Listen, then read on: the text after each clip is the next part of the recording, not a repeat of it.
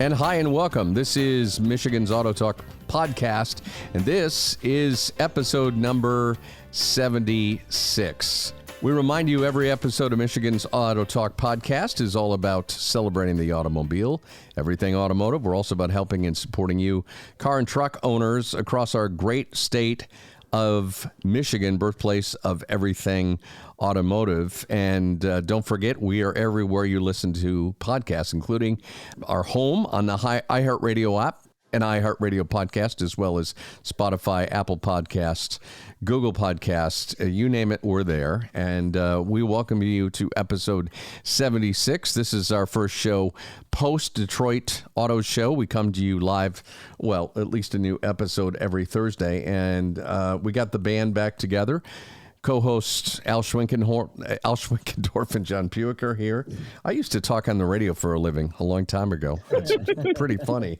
And we're very excited to welcome back. She has been jetting all over the country and was on a secret sabbatical. Phoebe Wall-Howard, who writes about everything automotive and has a great Twitter feed.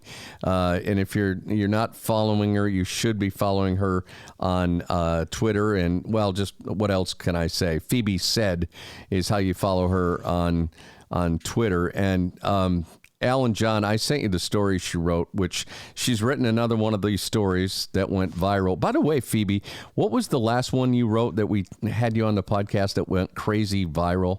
I don't know. We've had a couple with the F-150 that have been really, things are crazy right now. People have an insatiable appetite for this stuff. Hey, I remember what it was. It was putting the E-crate motor in the F-100. Oh my gosh, we haven't talked since then. That was huge. Yeah. That's exactly what it was. Yeah. Yep. I do remember that. So this story, and I don't know where you come up with these incredible ideas for stories. Somebody must have pitched you this, or you must have known a Mustang Mama, but it's literally called Mustang Mamas. This is about a group of very passionate Mustang lovers, and they're all women, and I guess that's the affectionate term, whether they're mothers or not. So how do you find this one, Phoebe? Okay, first of all, I love that you asked these questions because, no, I was not pitched this one. And when I pitched it to my bosses, they said exactly what you said, which was, where do you find these people? The thing is, the reason they call, I want to be really clear from the outset, that these Mustang owners call themselves Mustang Mamas, not because they're mothers, but because the Mustangs are their babies.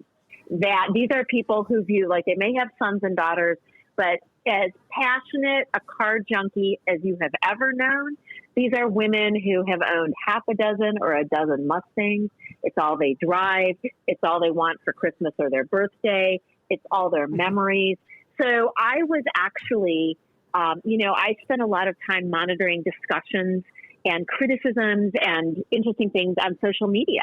And I stumbled across this site that was created by a woman in Washington State, and her name is Carrie Kidder. And she said, all of us have gone to these Mustang clubs, and sometimes women want to ask for help. They want to work on their cars. And the guys, in her experience, some of the men kind of made fun of the women.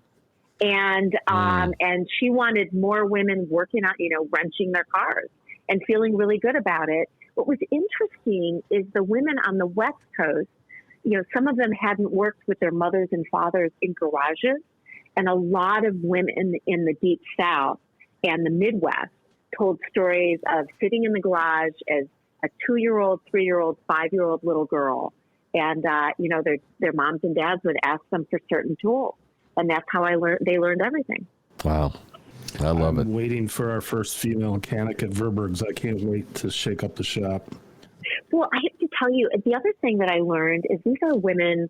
I was astonished to learn how many women are drag racing, how many women are going to the track. Yeah. Oh, my gosh, and all ages. The other thing is that children, I was sort of taken aback by, one woman said that she had a beautiful autistic daughter. She's now 24. But every single year, all she wanted to do was they'd rent a Mustang for the weekend, and the mother-daughter would put the top down and just let winds blow in their hair.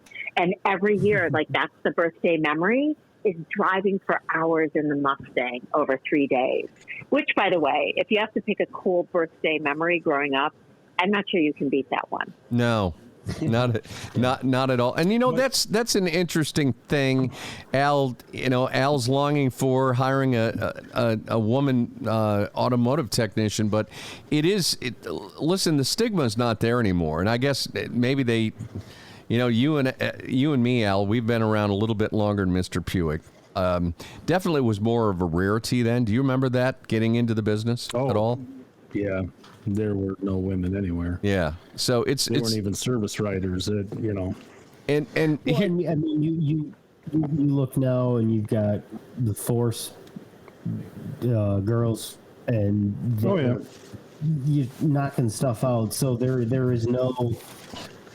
This is like the one setup racing where it's not physical, it's just reaction time. There is no gender bias.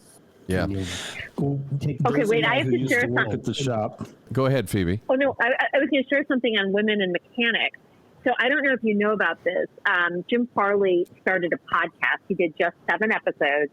It was done free. I mean, he did it that Spotify approached him, and listening to it is free. But one of his guests on one of the shows is a woman named Patrice Banks, and she was a material engineer for DuPont, but she was so annoyed that she could never find female mechanics to work on her car that she left being an engineer in DuPont and created her own shop called the Girls Auto Clinic, and she became a mechanic and hired all women mechanics. And so that's where women go, and men, There's because they want to support. There's about 4 of them around the country like that. Yep, Wow. Yep. And so it's a really interesting movement. By the way, anyone who knows classic cars or any gasoline fuel, powered cars, just finding a mechanic at all now. These are some of the highest paid people. I know shop owners who are paying 6 figures for mechanics. This is a highly prestigious job now in ways it's always been important. But in 2022, I would say being an auto mechanic is extremely prestigious, and it's only going to continue. By the way, that one I'm talking to you about is in Pennsylvania. I have to tell you guys the funniest story, though. Can I tell you a funny? It's sad. Yes, it's sad please. and funny. Okay. So the Mustang Mamas, one of my favorite stories, is a woman who, as a little girl, promised her grandmother, Gina Encinas, right? It's this little girl, Gina. She's in El Centro, California. As a little girl, she tells her grandma, one day I'm going to grow up and I'm going to get a Mustang convertible, and grandma, I'm going to take you riding around. So this woman retires as a kindergarten teacher, and for her retirement, she buys herself a Mustang, a 1970 Mustang. And then she buys a 66 Mustang. In May of 2022, her retirement gift, she calls her mother and says, we're taking grandma for a ride. So they take the grandmother's photograph, because she's deceased at this point, right? And she straps it in the back seat, and the mother and daughter are driving around in the convertible. And she's like, you know what? I lost my Nana, but I kept my promise, and she will always be with us, and she will always love our Mustang drive together. Like, girls and boys, little boys and little girls, tell you about promises they make to adults, and they don't get to fulfill those till they're 60 and 70 years old, Yeah, you've got what's great about this story, and by the way, this story is published in the Detroit Free Press from September 17th, so that's last week. You really profile a lot of different Mustang Mamas from all across the country. Interesting that it started in Washington, out west. I mean, that's kind of interesting, but somebody had an idea, and why not? And I love it. And there are chapters, at least they're all around the country now, Phoebe, is that right? Yep, they have sub-chapters. And the other thing, if for the way this article is easily obtained, is you can just Google Mustang Mamas and Phoebe, or Mustang Mamas and Freep, and it'll just pop right up. So it's really easy to get.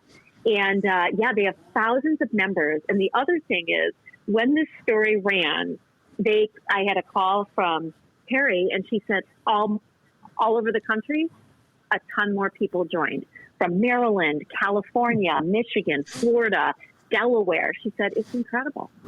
Yeah. Nice. I love it. Phoebe Wall-Howard is with us, covers everything automotive for the Detroit Free Press and a little bit more. And if you've read one of Phoebe's stories, you love her stories. She's got a knack for telling great stories. And this is, what's great about this is I'm a car show guy. I have a 65 Ford Galaxy 500. I take that to car shows. It's not like, it's not a fancy car. It's not a special car. But what's great about car shows is, and I told this to somebody, you have left wing, right wing people. You got people with all kinds of different political views. People who would never hang out together if it wasn't for their classic cars. The classic car shows, and I don't know, Alan, John, if you've seen this, it's starting to become more of a I would say diverse. It's definitely more women coming to these shows. Not as many women showing cars, but it's starting to become more of a thing. I've seen probably 2 or 3 in the last 3 or 4 shows that I've been to. So I don't know if any of these women show their Mustangs. Phoebe, did you talk about that? Most of them, yes, most of them actually do show, and many of them are award winners. And so they take great pride in polishing and going to shows. They travel across the country to shows. And so that's been, I also think you're talking about the cachet of these clubs and getting together. Mm-hmm. I think with the pivot to electrification, that people who loved ICE vehicles, I think they are embracing them even more. And if you ever wanted one of these cars, you're getting one now, because the value is only going to increase. You just used a term, and I've seen this written, ICE vehicles, internal combustion engines, which are, thank you, I know some of our listeners who, normally the guy on the podcast should know these things, but I don't. Al, John, did you know what an ICE vehicle was? Oh, yes. Yeah, okay. Internal combustion. Okay. Yeah, internal combustion, and we call it the ICE age, right? So we're leaving the ICE age, and it's but I have to share with you, some people are really freaked out about that idea, and it's important to remember you'll see these vehicles are vehicles we've known and loved for years and years to come. I mean, vehicles last 20 and 30, right? So people, I think, have a little unfounded panic. There's no reason for any panic. Yeah. And they're uneducated, too. I don't think they have any idea of what's out there on the road today in electrics and hybrids and stuff like that. They have no clue. They just think cars are all normal now, and then we're going to go all electric, and we're going to have to change batteries or something. Yeah. And it is still a relatively very small percentage of cars. I think there are some states, especially those out west, where I can see, and there would probably be a mutiny, but I could see a moratorium on these vehicles coming sooner than in, of course, the deep south and the Midwest and the East Coast. But I can see that happening. Look at Canada. Yeah. Well, even last week when they launched, when Ford launched the all-new 2024 Ford Mustang, some people were really surprised that Ford, redesigned another classic Mustang design. And it made people so happy, as you know. More than 1,000 people registered. They didn't just come to Dearborn and Detroit. They signed up over 1,000 vehicles, almost 2,000 people. Again, drove in from all over the country, the East Coast, the West Coast, to be part of this celebration, recognizing the new Mustang, because its competitors are falling away. The Charger, the Challenger, the Camaro. Mm-hmm. And it's so iconic. I mean, it's about people's memories, which is priceless. But what's funny is that Hagerty told me it's the insurance company that insures the most classic cars in the country. It's based in Traverse City. They said the Mustang is the most insured, and the Mustang will be the last pony standing. That's very interesting. That is a great point. Speaking of that, Phoebe, before we wrap up with you on this episode, and we're so glad to have you back, by the way. We always love having you on. Thank you. I don't know if you've had a chance to see the Mustang up close. I mean, we still had, it was kind of the pre-show, the opening act to the first ever fall or September North American International Auto Show, which was more like a theme park and with dinosaurs and flying cars and a little bit of everything else. Did you see the Mustang, by the way, the new Mustang? What's most important to me, I have not seen the Mustang up close. I was in transit at the time of this reveal, and my colleague Mark Phelan, took charge of this one.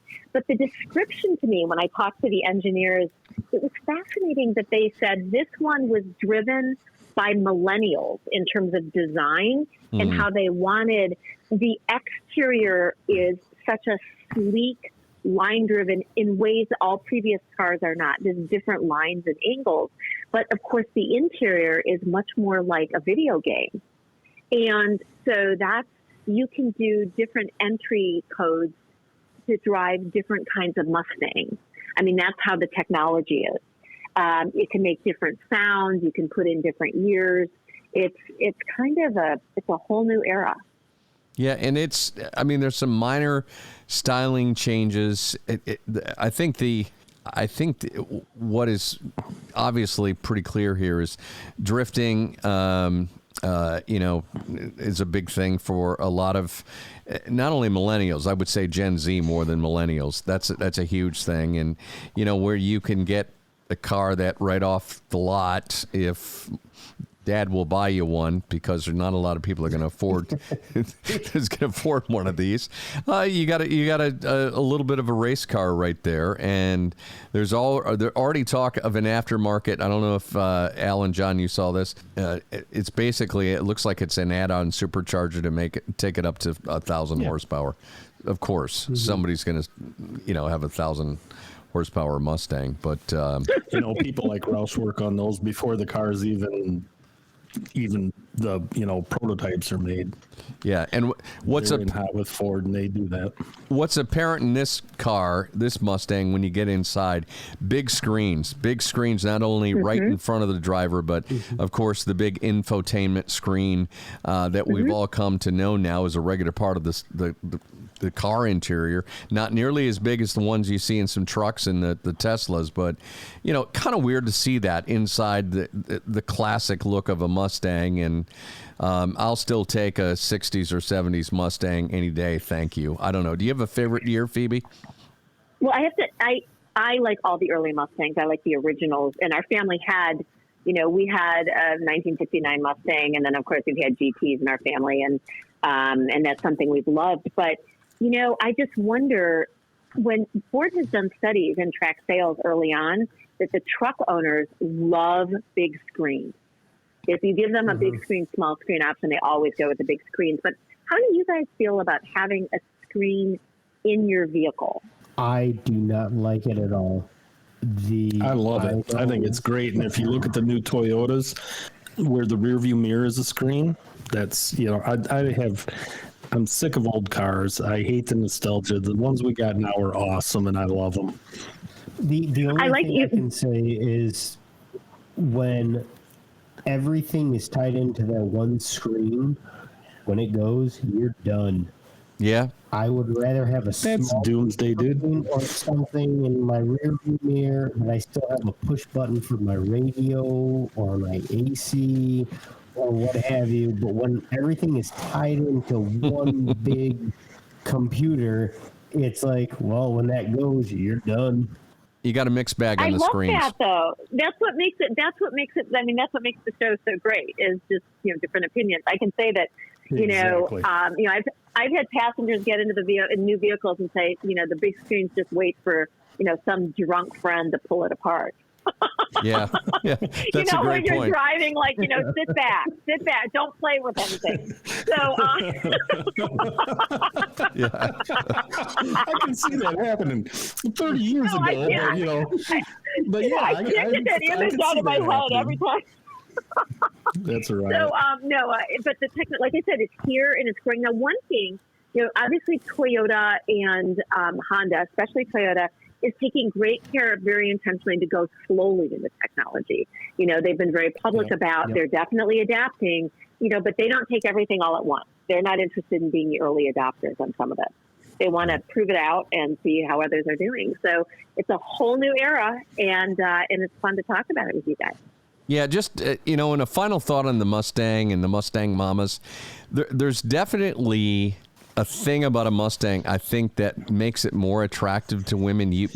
I have always, and I grew up next to a woman. In fact, I rode to kindergarten in her 66 Fastback Mustang, and this was, 50 years ago. She had a love affair with her Mustang. She and her husband have owned every generation of Mustang. And you just don't see that with a Camaro or, a Charger or anything like that. Wouldn't you agree, Phoebe? So I have to tell you, we also owned a Camaro, and I actually asked a Mustang Mama, why not a Camaro? And all I know is she paused. She said, "Are you trying to insult me?" I was like, "No, I'm not trying to insult you." She said, "Don't even mention the Camaro to me. We can end this conversation right now." So let me tell you, also remember the first Mustang owner ever, Gail Wise, was a female, and to this day she has her Mustang. She had it appraised a few years ago, and it was worth $350,000. Wow. One year on my birthday, my mom brought me a copy of some newspaper. I don't know what it was. Detroit Free Press, New York Times, something like that. And on March 9th, 1964, which is my birthday, they introduced the 65 Mustang, and they put it like on top of some building in New York or something crazy. And I got that, and it's just like the Mustang was introduced on my birthday. So how can that not be your favorite hot rod? Ooh. Phoebe Wall-Howard, she writes for the Detroit Free Press, and you can find her online on Twitter and see everything she's tweeting about and what she's writing about at Phoebe Said on Twitter, and check out those things. I don't know if you want to tease any secret stories you have coming up or stuff we got to look for soon in the Free Press. I have to tell you that we have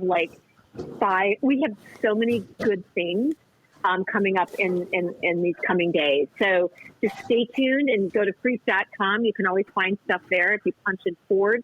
But I'm so grateful to be included in the conversation, and just stay tuned. No, there's hard news. There's great features. We have some surprises coming. Yeah, indeed.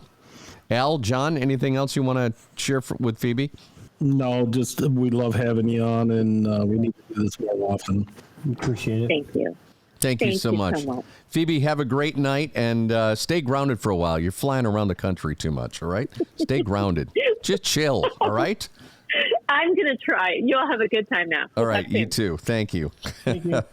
She is the best, Phoebe Wall-Howard with the Detroit Free Press. Always love having her on because she's unpredictable. I love how she'll start a story and you never know where she's going with it. So she's as bad as us. Yeah. All right. Well, that. And by the way, I'm not looking at the Mustang Mamas. I'm looking at their cars. MustangMamas.com. There's some. Did you take a look at that, Al? There's some pretty. I looked at their Facebook page. Yeah, there's a lot of stuff on there. They got a lot of great stuff. So what we will do is we will reach out on that. Al and I are both trying to land the Checker folks. That's coming up, as in Checker cars, which are originally made in Kalamazoo. And the last we saw, it was bought out by a company out east. Remind me, are they even in business anymore? No, they're not. They'd all taken down in a financial fiasco, but after they stopped making cars, they were a tier 1 producer for Ford and GM and stuff like that, but it has all come to an end. Okay. But there are enough lovers out there. We can tell that story. And in the meantime... That's one old car I'd drive. Seriously? A Checker? Heck yeah. Oh. You can't beat that. Put a big block in it and lower it down. And get to town. Yeah, it would be cool with hydraulics. Yeah, we had a customer that had a stretched Marathon he bought for his wife to drive the kids back and forth to school. It was like a joke, and she loved that thing. Really? That's crazy. He bought it for their anniversary. Rich people with two, Too much money and not enough time. If you're going to drive the kids to school, you might as well do it in a checker cab, And so much for the wedding or the new, anniversary ring. Here's a checker. Yeah, a stretch checker at that. All right, that's going to put the wraps on episode number 76. And we appreciate you joining us as always. I am producer Phil Tower. I'm Al Schwinkendorf. I'm John Puhek. Thanks for listening.